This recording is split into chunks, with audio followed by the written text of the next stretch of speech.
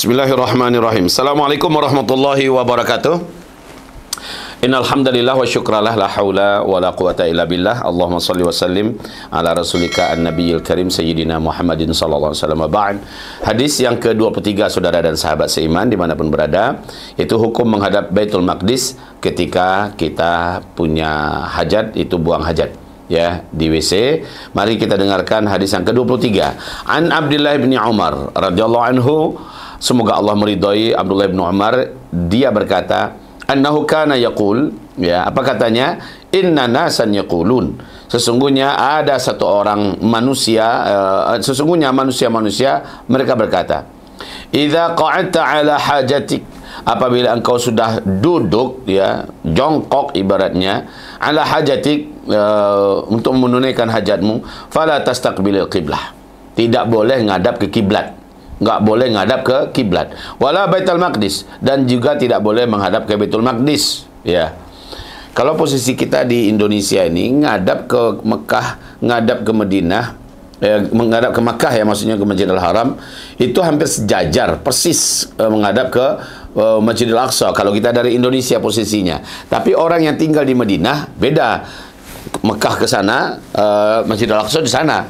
Jadi nggak boleh menghadap ke Ka'bah atau membelakangi atau menghadap ke Baitul Maqdis, karena dua-duanya pada akhirnya membelakangi salah satunya, ya, membelakangi menghadap salah satunya nggak boleh. Kemudian faqala Abdullah bin Umar, lalu berkatalah Abdullah bin Umar, laqad irtaqaitu yawman ala zahri baitin lana, aku sungguh benar-benar naik ke salah satu rooftop, ya, rooftop daripada rumah kami. Faraitu Rasulullah sallallahu alaihi wasallam, aku melihat Rasulullah sallallahu alaihi wasallam ala labinatain, meletakkan kedua telapak kakinya di atas dua batu bata, mustaqbilan Baitul Maqdis lihajati, posisi wajahnya dan badannya ngadap ke arah Baitul Maqdis ketika dia sedang membuang hajatnya. Jadi Nabi itu SAW selalu, ya, kalau buang air itu dia menjauh dari manusia, dia cari tempat yang tertutup dan aman. Kemudian kalau nggak ada, maka beliau pasti akan membentangkan semacam kain dan tirai, ya, tapi kepala tetap nampak. Nah, dari sini kan kepala tetap nampak. Nah, dari sini Nabi SAW menunaikan hajatnya. Nabi SAW itu selalu, ya, dimanapun dilihat oleh para sahabat, meletakkan sesuatu dengan Nabi meletakkan kedua telapak kakinya itu di atas apa yang beliau letakkan, batu kah, kayu kah, atau apa, sehingga lentingan atau tempat beliau membuang kotoran itu tidak mengenai langsung daripada terompahnya, tidak pula melenting, ya, mercik ke kaki-kaki beliau. Nah, beliau menghadap ke arah Baitul Maqdis. Wa qala, lanjut, apa kata Abdullah bin Umar, la'allaka minal ladzina wa qala la'allaka minal ladzina yusalluna ala awraqihim, ya. Lalu ada seseorang yang berkata, barangkali kamu termasuk orang-orang yang salat dengan mendekatkan paha ke tanah. Mendekatkan paha ke tanah, salat dengan mendekatkan paha ke tanah. Faqultu la adri wallahi, saya tak tahu, ya. Maka aku menjawab, demi Allah, aku tidak tahu. Malik berkata, yaitu orang yang solat namun tidak mengangkat paha dari tanah ketika sujud, yakni melekat tanah.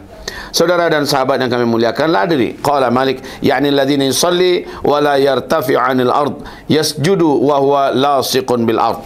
Saudara dan sahabat tercinta, salah satu di antara model solat yang dilarang oleh Rasulullah SAW adalah seperti duduknya onta, ya, seperti duduknya anjing, yaitu nempelkan siku dengan tangan ini ke tanah. Ini dilarang dalam mengerjakan solat seperti itu. Sebagaimana juga paha ini nempel ke tanah, ya, atau mungkin agak mirip gaya kodok atau apalah, onta, kuda yang sedang ambruk, ya.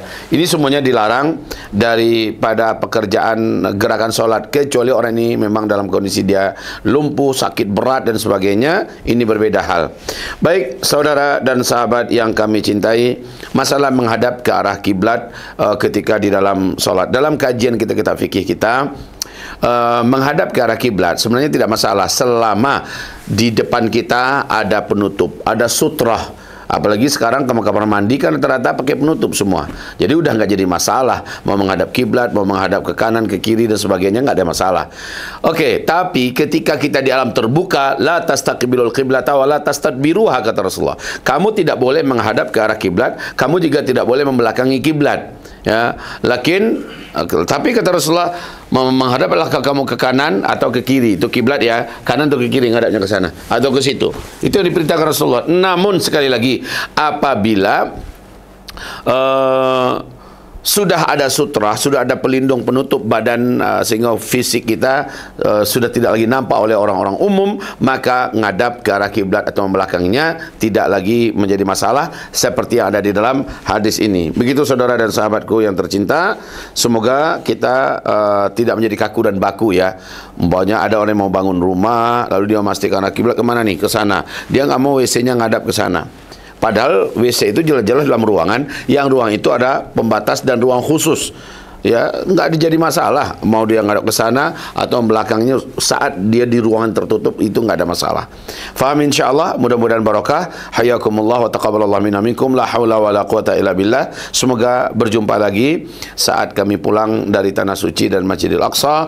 Mari sekali lagi kita saling mendoakan dan kita sama-sama bersemangat terus untuk membantu Palestina selagi kita masih ada, selagi Palestina belum merdeka. Allah SWT akan memberi taufik hendaknya kepada kita semua dalam membantu saudara kita. Wabil awal dengan doa kita untuk Palestina, ya baru berikutnya dengan harta kita. Jazakallah khair, barakallahu fikum. Assalamualaikum warahmatullahi wabarakatuh.